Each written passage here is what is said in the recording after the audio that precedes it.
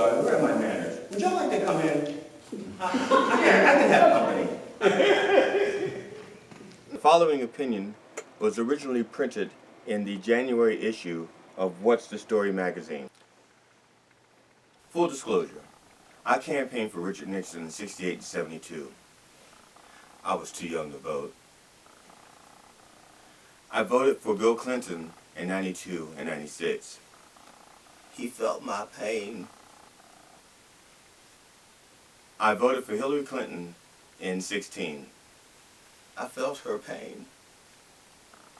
With the impeachment of Donald Trump in the history books, and assuming that Mitch McConnell-led Republican-controlled Senate will not remove Trump from office, pause.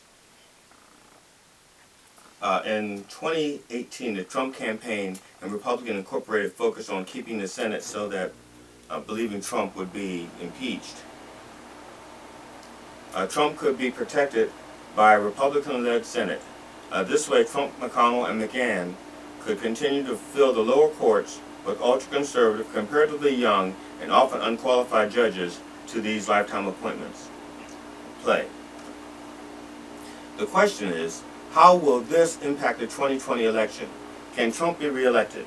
The short answer is, yes, he can. Sorry, Obama. Of course, we still do not yet know who the Democratic Incorporated nominee will be. However, we do know that no matter who that he or she is, they will be painted as a socialist, corrupt, elite, sexist, racist, puppy-kicking, kitten-drowning, womanizing, or manizing, if it's a woman or Buttigieg, a baby-killing, health-care-stealing, Pelosi-loving, God-hating socialist. I know I listed socialist twice. Wait until you see how often it's actually and inaccurately used in 2020. We also know that none of the deficiencies that were revealed in the 2016 election have been addressed. Minority voters are still being oppressed. Voting machines are still vulnerable to hacking. Russians are still tampering with our elections. Social media is still spreading untruths faster than the facts can catch up. The regular news media is still a for-profit entity and therefore will be retelling the sensational stories and not telling the rational stories.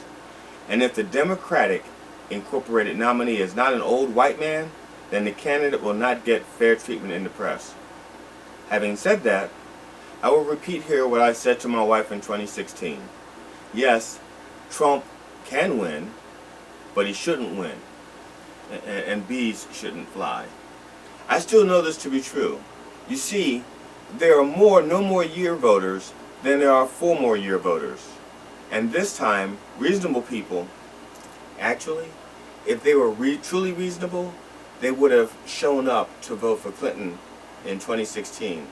Pennsylvania, Michigan, Wisconsin, have seen the harm, the hate, the hedonism, and the hell that Trump has sown throughout the world and should get out, show up, and vote this time. Yes, impeaching Trump has riled up his base, but his base is a fixed number, and his number is number to facts than the rest of the voters. Trump's voters got louder and prouder, but did not increase in number. Also, this time, there is no Comey to deliver the ominous October surprise. Can Trump win? Yes. Should Trump win? No. Bees need to fly. Trump doesn't have to win. If Trump does win, the onus is on us.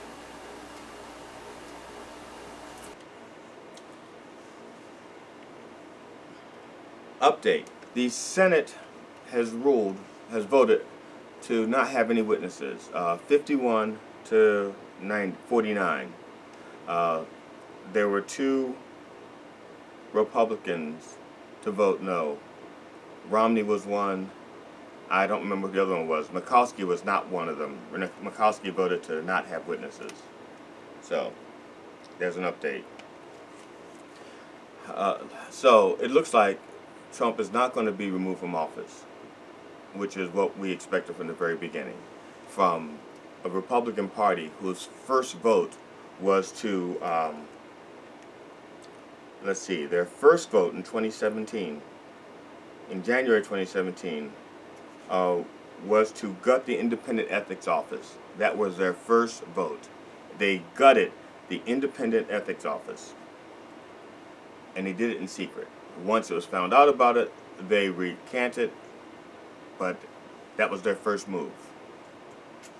Also, the GAO, the Government Accountability Office, nonpartisan, emphatically stated that Trump broke the law when he withheld the money from the Ukrainians. He broke the law. Two of the talking points that the Republicans had about removing Trump from office or not removing him from office, one was that there were no first-hand witnesses, which wasn't true. Sunderland was a first-hand witness. But they voted to not have witnesses. And right now, as you probably know, Bolton is chomping at the bit to testify. And the other thing that the Republicans were saying that to support them not removing Trump from office was that he committed no crime. He did commit a crime. The Senate trial has been a sham from the beginning. We knew from the very beginning they were not going to move Trump from office. That is going to be up to the voters. Like it or not. The onus is on us. It's a crazy world out there. I mean, things are just really screwed up. And I'm telling you, it's up to you guys to fix it, because I can't do it from in here.